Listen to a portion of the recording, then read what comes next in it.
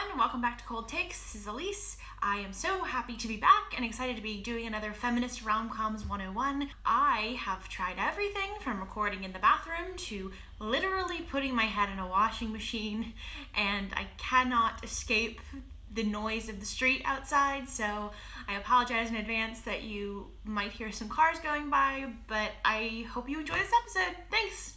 In 2014, Psychology Today wrote an article called "Is Your iPhone Raising Your Child?", which sounded the alarm on lazy parents who allow their children to replace human interaction with digital interaction, and lists 10 ways in which horrible evil will befall the youths if they're allowed to use the phone machine. And I get the concern, I really do. I don't mean to just totally make fun of these idiots on Psychology Today. Like, the other day I was talking to my younger sister, we were hanging out, and she's, very young, and she has her little phone that she can only connect to like Wi-Fi or whatever, and she was iMessaging me when we were in the same room, supposed to be having a conversation, and she'd be like, "Elise, just text it to me."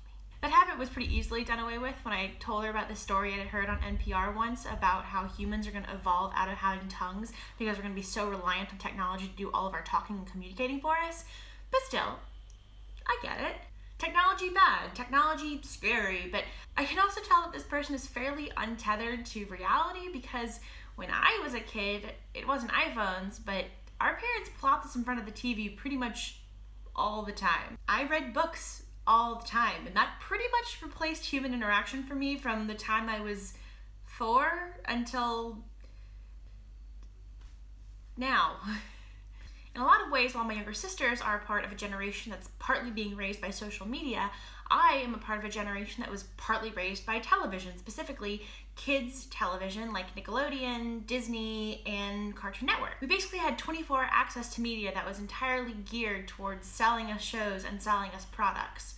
We had Disney Channel original movies on Disney Channel. We had all of that in The Amanda Show on Nickelodeon. We had horrifying nightmares on Cartoon Network. I am also a member of this generation of people who were raised by a very specific moment in pop culture history, which I like to call the golden age of Anne Hathaway. Peak Anne Hathaway. We're talking Princess Diaries. We're talking Princess Diaries 2, The Royal Engagement.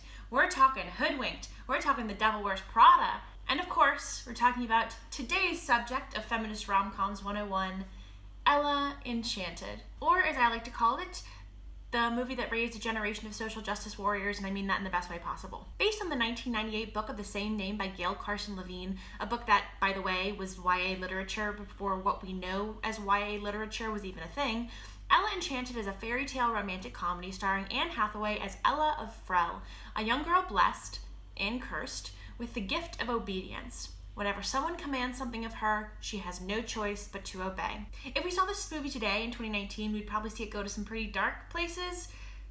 Come to think of it, nobody tell Benioff and Weiss about Ella Enchanted, please. Don't ever let them know of its existence or we'll get the dark, gritty remake from hell. Come to think of it, nobody tell the Riverdale people about it either. Anyway, while the book Ella Enchanted is an absolutely delightful romp and I highly recommend that everyone go read it, I am currently in a huge anxiety spiral about my own upcoming book to the point where even saying the word book increases my anxiety by about 12%. So today we're going to be talking mostly about the movie and not the book. Even the book's author, Gail Carson Levine, says, quote, "The film is so different from the book that it's hard to compare them.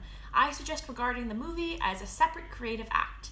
Let's get into it. Once upon a time, there was a little fairy tale rom-com clocking in at a brisk 96 minutes. Oh man, remember when movies used to be 90 minutes? I don't need 3 hours of your man pain, Batman. Speed it up! And in this 96 minutes, we follow Ella of Frel on a Cinderella-like story wherein she is subjugated and marginalized by her stepmother and stepsisters, meets a handsome prince, and falls in love before ultimately becoming that prince's wife. Along the way, there is political activism, a curse, the breaking of that curse, fairy tale creatures, a road trip, Carrie Ellis. You vile little girl. He wasn't fit to wear this crown. And you're not fit to wear this crown. This crown is mine. And the political waking of Prince Charming, and not one, but 2 unexpected musical numbers. Look, I'm not going to explain the whole plot to you. It's 96 minutes. It's on Netflix. Go watch it. By the time I explain the whole plot to you, you might as well just go watch the movie. Go! Watch! I do reserve the right to tell you who wrote this movie until we get to the end of the video, so please be patient with me about that. But the movie was directed by Tommy O'Haver, who directed The Most Hated Woman in America and not much else. Anyway, the journey between Once Upon a Time and Happily Ever After is a pretty interesting one. And when we have a closer look at the style and tone of this movie, we really get into the heart of whether or not this is actually a feminist rom-com. Part 1. The DNA of the Cinderella movie. The best thing about picking apart something like Ella Enchanted is that the entire aesthetic is one of overt reference. It wears its inspiration on its sleeves, and it makes no apology for them. In the same way that something like A Knight's Tale transgresses on ideas of pop culture, time, place, and what we think of as the fairy tale, so too does Ella Enchanted. This is the time period, the early 2000s, at the true end of what we know today as the Disney Renaissance, when it was first fashionable to make a battering ram and beat up on Disney's self-important fairy tale image. But of course, to break the rules of your fairy tale, you first have to know the rules of the fairy tale, and Ella Enchanted does this to pretty stunning effect. What's most interesting, at least to me, is that Ella Enchanted doesn't enter the idea of transgressing against the normal idea of the fairy tale in the way that someone like noted Cinderella scholar Paige from Princeton the Scrivener might. In her essay, The Cinderella Theory, Paige proposes that Cinderella is actually one of the most feminist of Disney's original fairy tale princesses because of the way she rises above the trauma of her childhood to still be enduringly kind and good-hearted, which I think is a fairly sound read of not only the original Cinderella film from Disney Animation, but also most of the Cinderella mythology that we have in our pop culture today. Unfortunately, Ella Enchanted does not go with the canon representations of the character, but rather goes with what we call the fanon, or the fan-based accepted ideas of what Cinderella is. Basically, the tonal and thematic premise of Ella Enchanted rests upon popular and incorrect assumptions about princesses. The reason it's a big deal that Ella isn't interested in Prince Charmant at first is because of edgy cultural assumptions have it that all fairy tale heroines want is to find a man who will take care of them and make them a princess. The reason it's a big deal that Ella has to break the curse of obedience and meekness is, again, the dangerous and inaccurate assumption that all classic fairy tale heroines are shy and retiring and weak. This film works with lazy cultural assumptions and, I'm afraid, also breaks them lazily. Rather than challenging the premise of what it means to be strong, this film agrees that princesses are stupid and then uses that agreement to show you that this princess isn't stupid, she's cool. Ella Enchanted is in a lot of ways the ultimate culmination of the not like other girls thing that was really edgy and popular in the early 2000s. She's not a weak princess who needs a man to protect her. She can fight. She's not desperate for a crown so she can get pretty things. She's political. She's not interested in the prince. She wants to break her curse. What kind of stupid girl would get wrapped up in a romance? Somebody to love. Ella Enchanted. Oh, I see. Even Anne Hathaway talked at length extensively about how the only reason that she took this film after doing the two Princess Diaries movies was because she thought it wasn't like other princess movies. Like, she literally uses that expression. And by putting down other princesses and other women, it's kind of contributing to this sort of old-fashioned idea that women are there to compete against each other. It really does kind of drag down the whole tone and the vibe and the feminist feels of it. But as much as this film is Cinderella and that story in its many forms, from the Rodgers and Hammerstein musical to Ever After, it's just as much something as Shrek and A Knight's Tale. And the problem with this transgressive twist is that those two fairy tales center around, and the jokes about the fairy tale are made by men. This time it's being made by women, and more importantly, about women. So what does it mean when the parody of a princess movie makes its princess a feminist? Part 2. Woke princesses. The kind of delightful center at the heart of Ella Enchanted is the fact that we have at least what we can nominally speaking call a woke princess. She's politically conscious, cares deeply about others and the injustices they face, and she's highly aware both of her lack of political power to make any lasting change and the real wealth of power that someone like Prince Charmant has. Because she is essentially helpless because of her curse, she is hyper aware of the ways in which other people are helpless to their own sort of curses, whether they be magical or societal. And that's the one thing that I find so tricky about this film. It feels feminist to me, and it feels important that we have kind of a socially conscious, politically active heroine right at its center, someone who really cares deeply about other people and the ways in which the world is wronged them. And I love the fact that she doesn't go into her marriage with Prince Charmant thinking like, it's saved me, now nothing bad will happen. She goes into the marriage with Prince Charmant being like, oh, this is a way to help people, and now Prince Charmant is woke, and I'm woke, and we're gonna lead the kingdom, and it's gonna be woke as hell, hooray! And it does have a lot of the features of a feminist rom-com that I'm personally looking for. Hell, the entire point of the film is a woman journeying, basically on her own, to break a patriarchy curse. It's like a fairy tale metaphor for deprogramming yourself from this deeply ingrained patriarchal standard that we're given from the day we're born. Sometimes even before we're born. But all of the work that this film is doing in that regard is at the expense of other films and stories. It does kind of feel like the I'm not like other girls of fairy tales. And that's disappointing and perpetuates ultimately harmful cultural understandings of fairy tales. Fairy tales and romances can be and have been transgressive, safe spaces for women and girls to explore the world and what they want from it.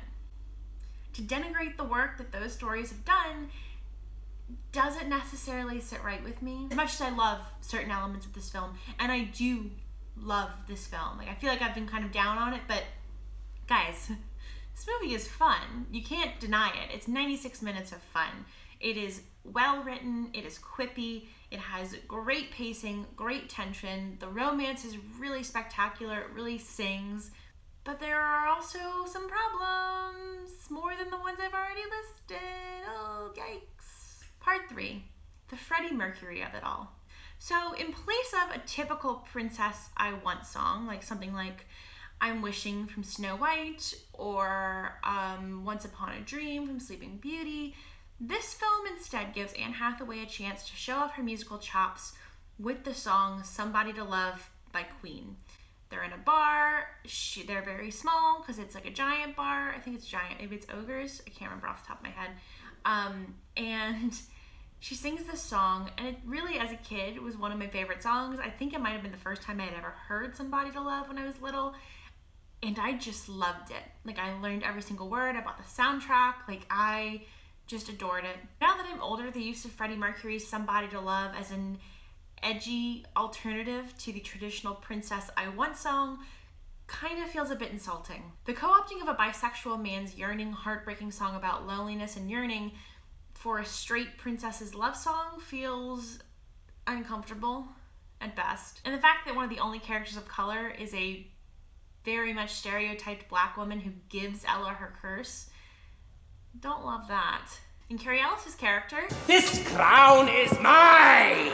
who is absolutely one of the best parts of this movie, in the same way that Ursula and Scar are the best parts of their Disney counterparts, he's queer-coded, just like they were.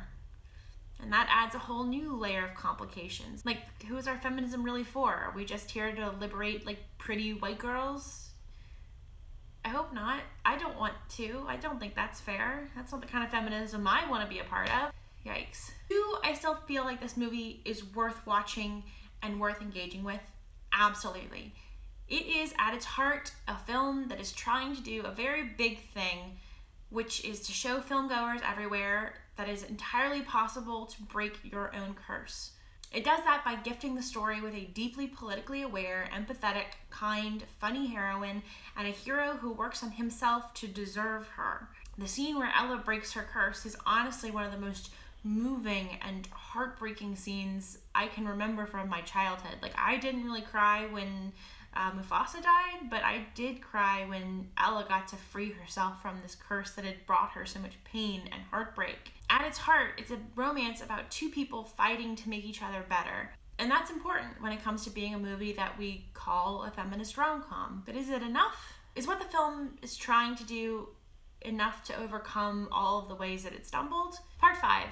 Is Ella Enchanted a feminist rom-com? So now we're at the point in the video where I give my verdict. Is Ella Enchanted a feminist rom-com? But before I tell you that, remember earlier when I said I was reserving the right to tell you who wrote this movie before I gave you my ruling? Well, here's the part where I do that. It was written by none other than Karen McCullough Lutz and Kirsten Kiwi Smith. That's right, the two writers of our previous feminist rom-coms, 10 Things I Hate About You, and what was going to be our next one, Legally Blonde. They also did House Bunny, and She's the Man, and an upcoming unentitled Spice Girls movie. I didn't know that when I sat down to write this script. I had like so much of it written, and then I went back and was like, oh my god, they wrote this. Because I got it confused with another movie that I thought Shonda Rhimes had written it, and I was like, well, that's weird. I should have known better. No, but seriously, now that we've looked at 2 of their films, however accidentally, I think it's important to talk about what their films say, especially in conversation with each other. And why I think it's important that despite their iconic status, they haven't really made the leap into this modern rom-com renaissance we're experiencing right now. We're in the middle of this renaissance where anyone and everything from the 80s and 90s and 2000s is getting a revival. Like, if Brendan Fraser and Keanu Reeves can have a comeback, why not McCullough, Lutz, and Smith? And I worry that it's because their feminist sensibilities that are really kind of deeply ingrained into this new pop culture rom-com thing we're having haven't really moved into the present. Ella Enchanted is undeniably feminist in some of its approaches and methodologies. And unlike 10 Things I Hate About You, this film includes calls to action, like how to actually make other people's lives better instead of just your own. And it maps out how answering those calls to action can be super fulfilling and wonderful and make your life better and richer and the community around you better and richer for it. However, we do still see some of their feminist blind spots kind of creeping into the present, anti-Black ones in particular. Again, what I love doing about this series is that it makes me sincerely take a look at the media that I grew up with and examine all of the art that I loved and still love today. And more importantly, I can see how those pieces of media affected me. Growing up, Ella Frel was a total role model. The prince loved her not because she was beautiful or important, but because she believed in something and she fought for those beliefs. She got to break her spell not by falling in love or getting that perfect kiss from the perfect prince, but by her own strength and her own willpower. That, as a young girl, was an extremely powerful message to me. And the reason that I call this movie the movie that raised 1,000 social justice warriors is it played on TV all the time. It was a movie that a lot of people in my generation really, really loved. And to see a princess become an activist, or an activist become a princess rather, that totally shaped my worldview and how I wanted to be, and taught me that it was important and admirable to care about other people and to fight for other people, even if their causes didn't directly affect me. That's extremely powerful, and I don't think it's a message that we should just throw out because it has some weak moments. What I think is especially exciting is that we are in this rom-com-essence, as I call it. I think we're in the prime position to revive movies in this kind of style, with messages like this one, where more than just pretty white girls are represented and where more kinds of strong women are represented. We don't have to have not like other girl rom-coms anymore. Overall, I give it an A for feminist effort, C+ for feminist execution, and an A+++ for Carrie Ellis. This crown is mine! So, my dear Cold Takes friends, what's your opinion? Is Ella Enchanted a feminist rom-com? Let me know in the comments down below and on my Twitter poll. Last time we voted, 10 Things I Hate About You was voted into the feminist rom-com canon, so congratulations, hooray!